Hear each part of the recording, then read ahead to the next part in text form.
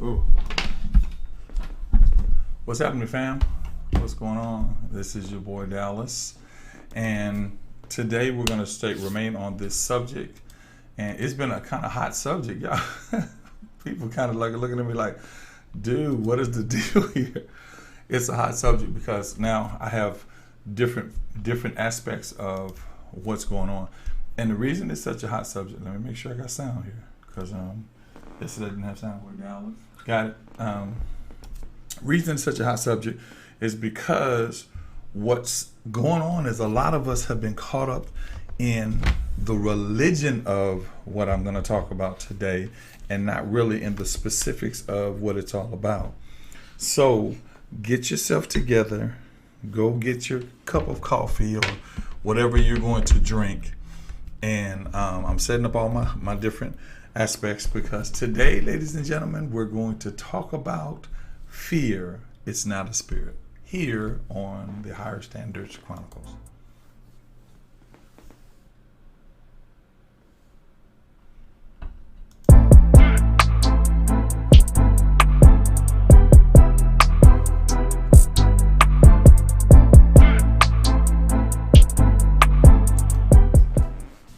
Hey guys, this is William Dallas, Higher Standards Chronicles. Today we're going to talk about fear. We've been talking about it for the last couple of days. And what has happened is it's kind of blown up. A lot of people are now dealing with it.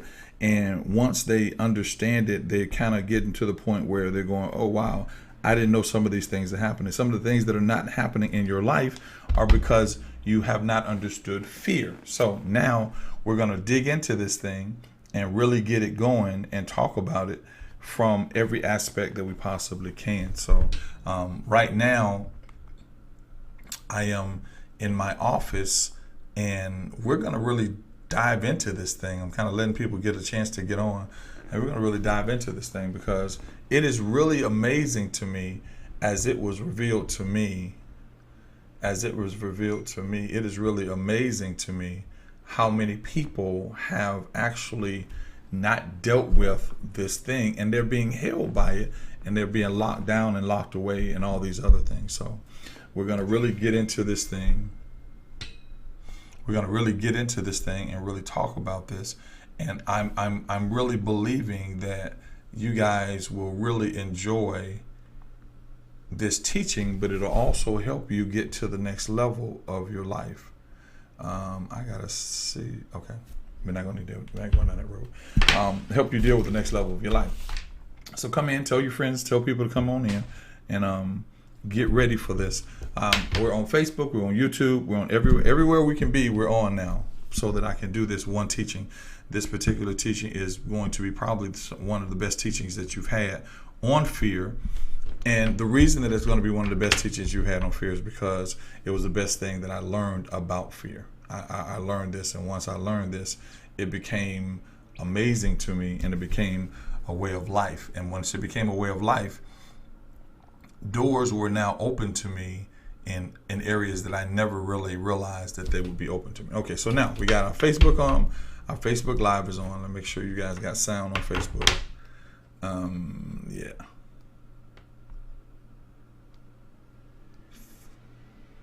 Yep, Facebook is frozen. That's crazy. It's okay though. So now let's get back. Let's kind of do a brief review. A brief review of what's happening. Yeah. What you have to realize now is, I'll tell you what happened with me. This is the incident that happened with me. So I'm in my time. I told you to do meditation and prayer every morning. Yeah, do meditation and prayer every morning. In my time of meditation, I hear this statement in my spirit. Because guys, remember I told you there's a spiritual thing, and I can show you this thing. This is the spiritual blueprint. This is what the spiritual structure looks like. This is your spiritual structure. Okay? If you want to understand anything about your spirit, this is the structure that you deal with. Your spirit pours into your mind commands your body. Your spirit pours into your mind commands your body. So that's the structure that you deal with. And so in that process, I'm learning something about the structure. So while I'm doing this, I'm hearing God say this. I'm hearing this in my spirit, that fear is not a spirit. So what I did is, I don't know if I have my little envelope I begin to write down all the little notes I have on my envelope. This is my office, guys, so it's stuff everywhere. And so once I realized that that was where we were going, I start to say to myself, okay, then what is fear? What is fear? Every good gift and every perfect gift comes from God. Now, what I need you to understand, and this is just kind of a review for everybody's there. What I need you to understand, there are things that are spiritual and then there are things that are natural. There is no middle way. There is not almost spiritual and almost natural. There's, good Lord, there's spiritual and there's natural. So when I realized that spiritual was derived from God, I said, okay, God, you must have sent spiritual fear here. No, what happened is when you look at the passage that says God has not given you the spirit of fear, most of us assume that he's saying that it is a spirit. And so what we do is we give it the power of a spirit. So, oh, the spirit of fear has gripped me, or the spirit of fear. You're walking in the spirit of fear. And so what happens, we gave this thing credence and we gave it availability to live this life that it never had. Because once you do this, once you understand this, you understand that how you can defeat and move forward in some of the things that are happening in your life. So now, once you understand this, you then understand your weapons. And that's why they say your weapons are not, the weapons of your warfare are not carnal, but mighty through God, through the pulling down of strongholds. I need y'all to pay attention to that. And so what happens is, I got to do this one thing, guys. So what happened, as I begin to study this thing and begin to really look at this thing, I realized that what was going on is that we were being fooled and tricked into believing that something was alive when it actually had no life to it whatsoever. Okay? So, okay, now we're together. So peep game. So what is spirit? What is the fear? So for those of you who were here yesterday and the day before yesterday, I told you the fear is a parasite. It is a parasite.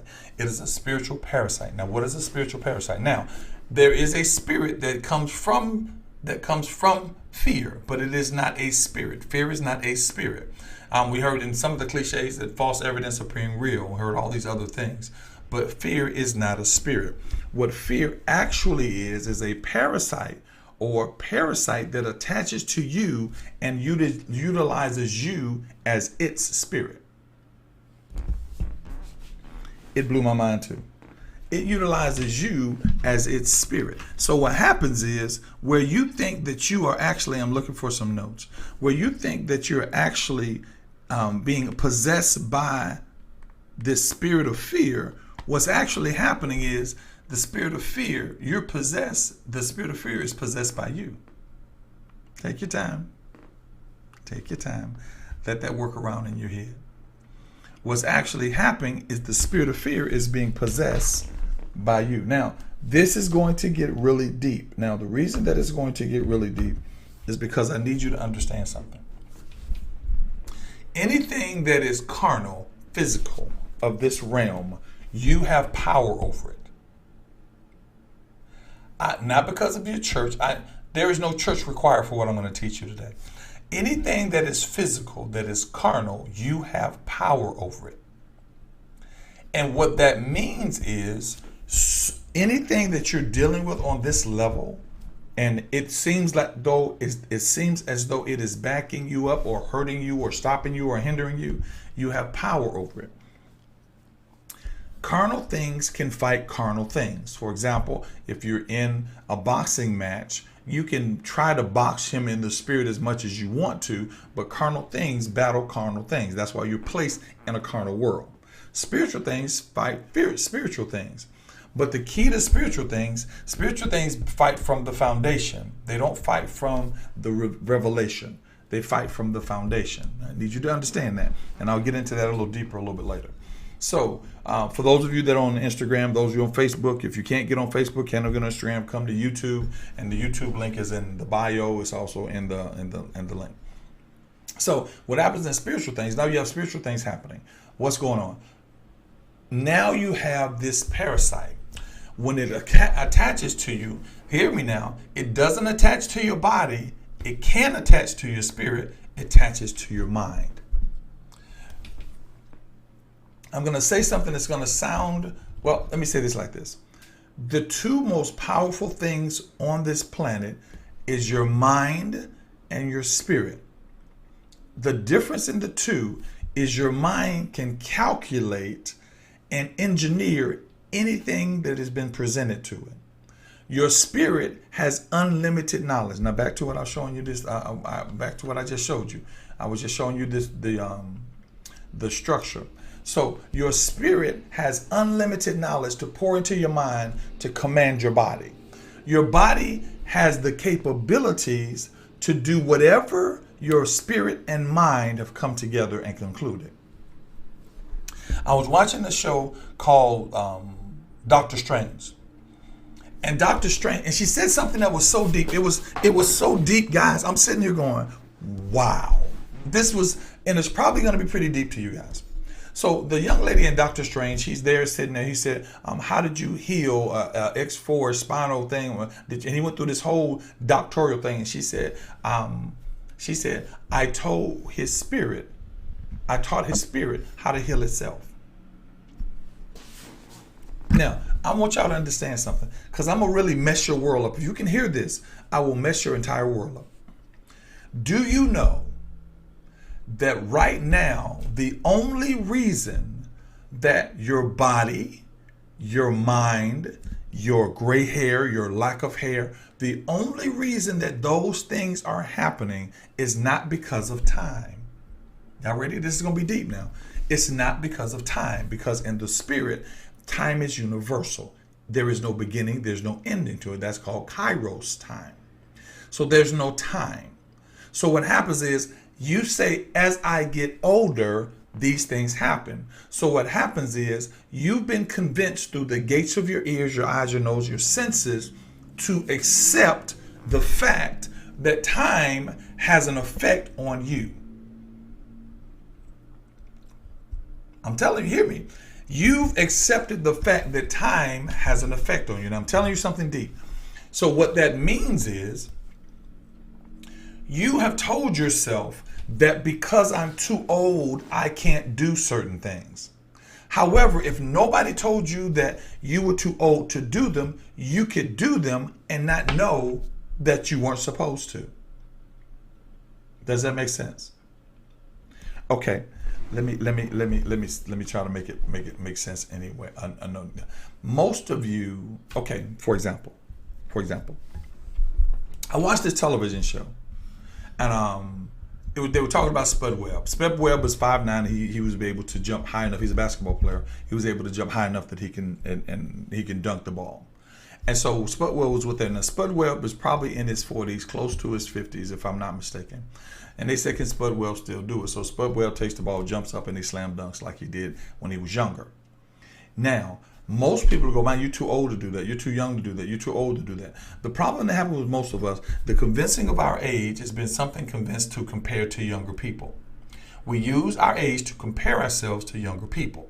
Why? Because we want to remain young. So when this young lady was talking to this and this thing, we now want to do what the young people doing in the foolishness of being young. When he did it, I said to myself, what is the difference in jumping up at my age and jumping up at his age?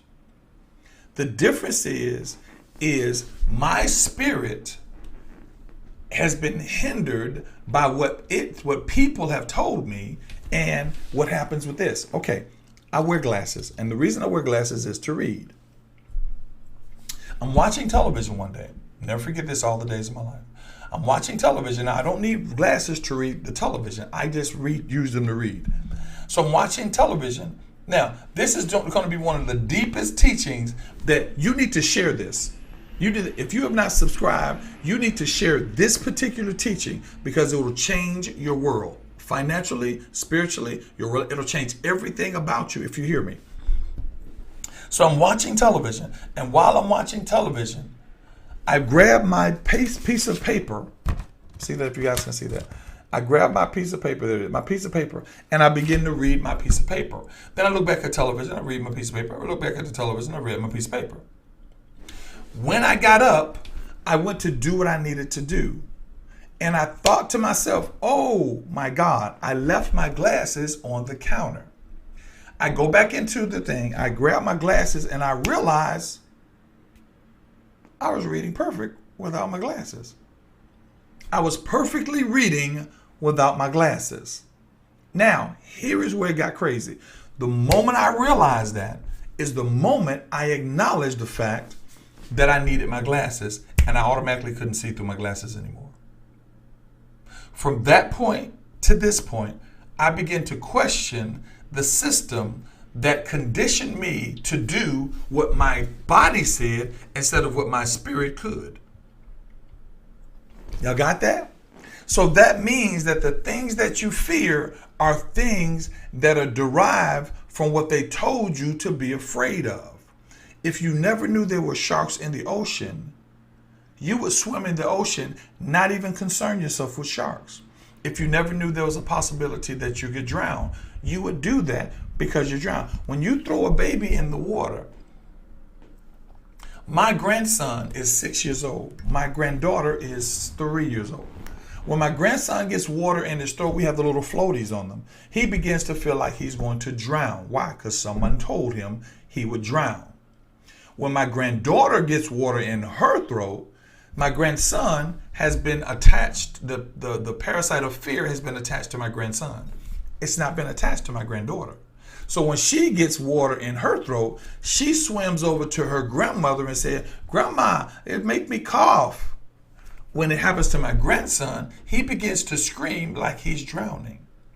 Same water, same pool, same everything. Right now, what's happening to you is you have allowed that parasite to create a world around you. Because you've allowed this thing to create a world around you, the things that happen in your life validate the parasite fear. Why? Because the two powerful things that you have is what happens in your mind and what happens in your spirit. Those are the two most powerful things that happen in your mind. So when those things happen, what you simply do is you follow those things.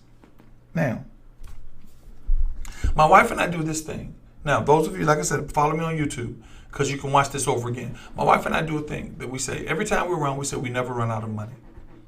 We never run out of money. Now we say it every day. Every day, whether we say it in our mind, or whether we say it out loud, we never run out of money. We never run out of money. Now, to my wife and I say, we live with an overflow.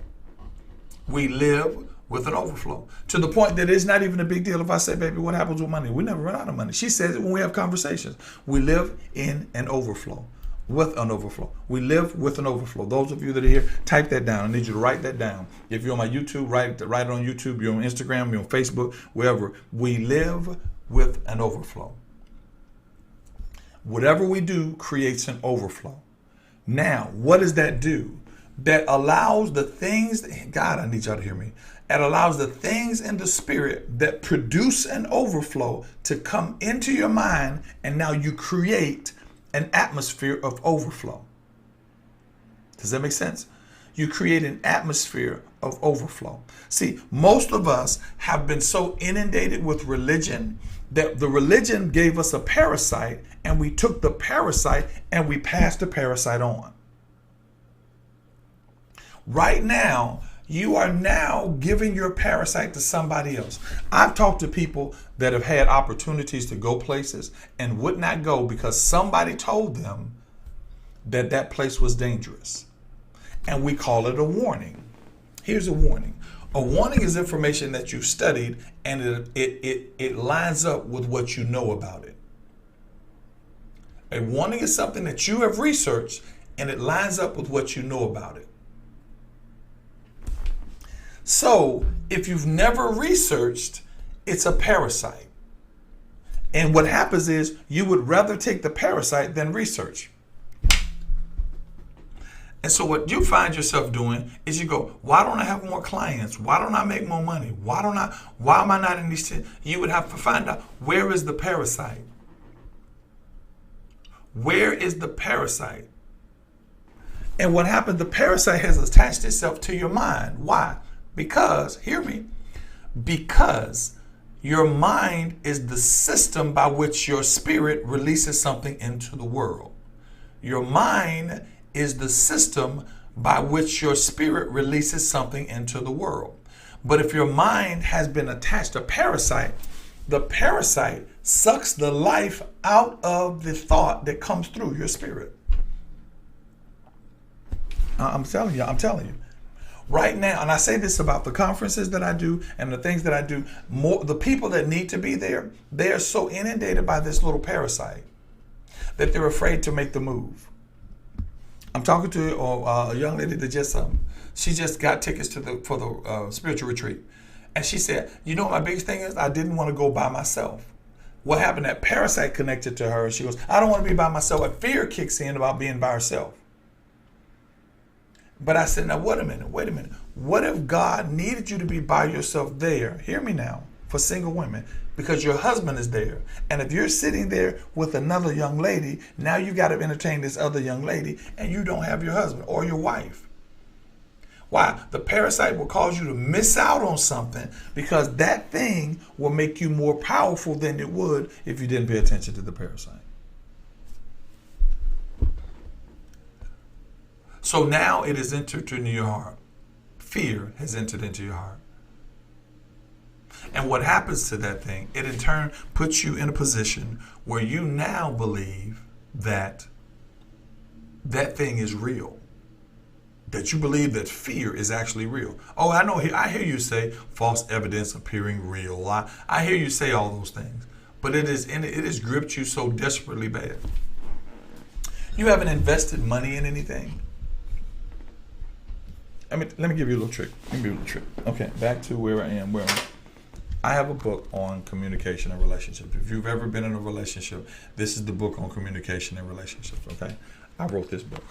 That's my wife and I on the back. See if we can get this in here. Get us a nice little focus. Look, it didn't work. Wait a minute. That's my wife and I on the front of the book. Okay. You have an idea. Oh, there we go. Yep. You have an idea. And so you take the idea and you Facebook it and you Instagram it and you send it to everybody you know on your Facebook or your Instagram. We can't really see it. Facebook and Instagram. So you send everybody your Facebook and Instagram. You get about 100 people, 1,000 people, something like that. Now, one time, did you say, you know what, I'm going to take the money I was going to use to do whatever, my savings, whatever the thing is. I'm going to take that money and I'm going to invest that money into advertising and marketing this book or this process or this product or this teaching. I'm going to sacrifice $500 out of the light bill and tell them I'll pay them extra next month to do this. Now, I'm not telling you not to pay your bills because a lot of people, they get crazy about, God gave me the power to pay my bills. That's debatable. So take that money. Why? You really don't believe enough into that. You really don't believe. You're afraid that if you utilize this money, that what you are utilizing it for will never give you a return. You're afraid that if you take that opportunity to invest, if I took $1,000 and invested into the advertising of this book, and that $1,000 got me 100,000 people, let's just say 100,000 people. 1% of 100,000 people is 1,000 persons. So that meant 1,000 people will pick up a copy of this book. But I'd have to invest that money. You follow me? Fear has told you here. It tells you how something is going to come out according to carnal knowledge. That parasite defines what this thing is going to work out according to carnal knowledge. So what happens is you then lean on everybody else's opportunity because you're afraid that what you're doing is not going to work because of the fear thing. And not only that, I'm talking to, and I don't know if he's here, I'm talking to my friend Nathan, And I'm telling Nathan about an idea we have, and Nathan begins to tell me some of the other ways I can make this idea work. Because I don't operate in the spirit of fear. You hear me? Meaning that spirit or that parasite has not attached to my spirit.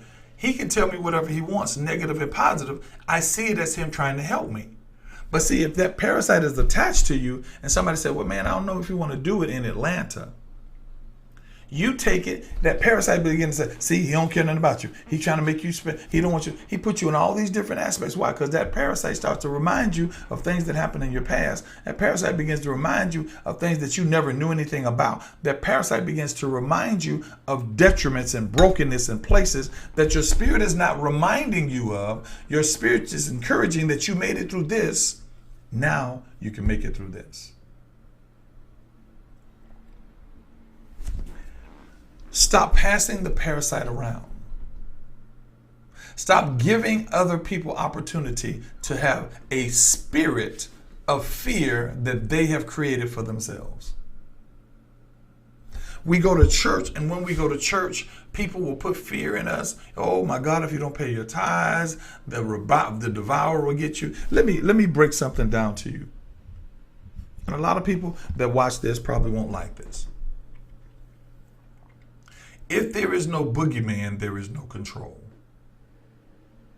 If there is no boogeyman, there is no control, which means I can't control you if I don't have a boogeyman. So I've got to create a boogeyman to control you. Kids won't do things. We would tell them, okay, if you don't do it, the boogeyman going to get you. It's a monkey under the bed. A spider's going to get you. Why? Because we want to create a parasite that controls you.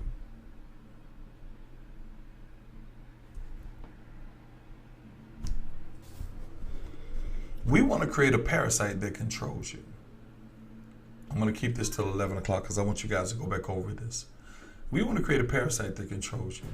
You have to look around your life and say, okay, if I'm supposed to be wealthy, I'm supposed to have a relationship, I'm supposed to be, the Bible says, I wish above all that you would prosper, being healthy even as your soul prospers. If you're not prospering, if you're not healthy, and if you're not growing with knowledge, there's a parasite that you need to deal with. You need to go through a parasite cleanse. Why am I not healthy? I'm not healthy because I listen to my body and I don't listen to my spirit. Prosper.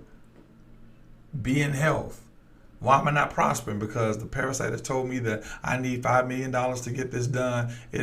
Because I won't be able to call somebody up and say, listen, I have this idea. Now invest in this idea. And once you invest in this idea will grow us both. You're afraid to talk to people because you don't really believe in the product like that. And you think people are going to foregone conclusion. Parasite's telling you so. Prosper, being as your soul prospers. The soul prospers.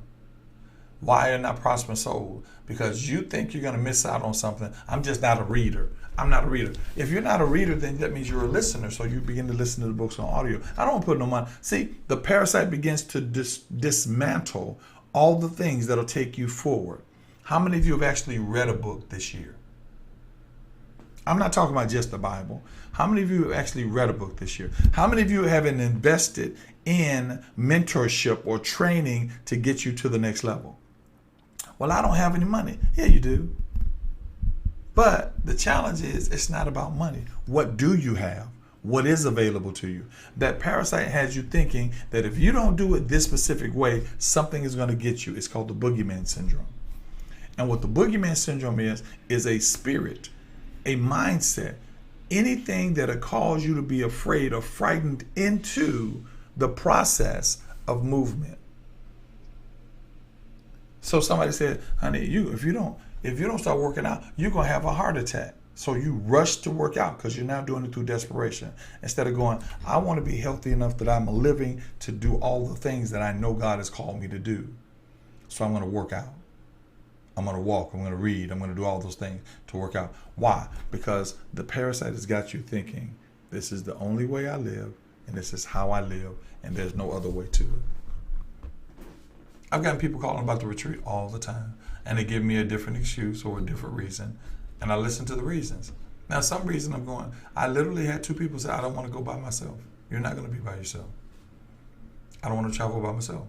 Now, some of that is just opinion, and some of that is actually the fear. So what happens is that's the thing.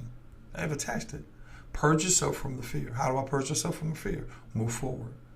Move forward when you feel a little nervous about it. Move forward when you feel like everybody else is not going to do it. Move forward.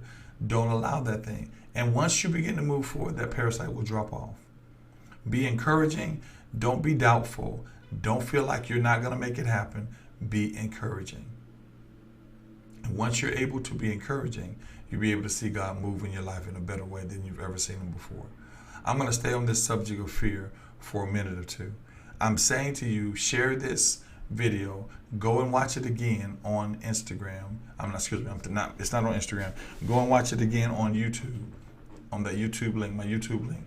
Watch this over and over again. Begin to look at the why fear has grabbed you and what fear has done to you, and begin to work your way through it. Now, if you come to the retreat, we're going to deal with it personally. I will deal personally with whatever's dealing with you. So by the time you get back, finances are going, you see opportunities for relationships, all those things will be opened up to you because we're going to deal with that parasite. Plus, we're going to give you structures about things of how to move things forward. And that's happening in August 4th through the 8th. So, and those of you, thank you, that have already registered. I appreciate you so much. So that's it, guys. That's it. If you have any questions, comments, or concerns, if you want to see this, basically go to our site. Make sure you subscribe and hit that little bell so you'll know that we come on when we come on every day. And I appreciate you. My name is William Dallas. This is the Higher Standards Chronicles. And I believe that we have to work and get you together. And I believe that you can do all things through Christ that strengthens you. But I know more that you've been powered by God to do greater things. So I hope to see you tomorrow. What's tomorrow? Yeah, I hope to see you tomorrow. And once you've been there tomorrow, we will start talking about this. Tomorrow I'm going to talk about some of the ways to get rid of this parasite. How to get rid of the parasite. How to let him go. How to let him go. Because the opposite of fear is not faith. See, I'm not upset with the churches, but I know we need to grow. And I'm going to share something with you that a lot of us probably don't want to understand. What happened to us this recently is God changed the face of church. And instead of us embracing the change, we keep trying to go back to the vomit. He changed the face of church. And when he changed the face of church, he changed the face of the planet. And changing the face of the planet means that God has something else in mind. And unfortunately for all of us, we don't care about that. We want to do it the way we used to do it, because the more comfortable we are, the more we allow that parasite to take more and more grip. That's just one person's opinion. I'm dealing with it. I'm fighting through. I'm pushing away my things that are fearful, my things that I've allowed the parasite to come into my life. And those things I had to deal with because, number one, we never run out of money. Number two, we live with an overflow. All right, guys, I'll see you guys tomorrow. I'm Pastor Dallas, Prophet Dallas, William Dallas, Uncle Dallas, whatever you need me to be. And this is the Higher Standards Chronicles. I'll see you on tomorrow. Peace.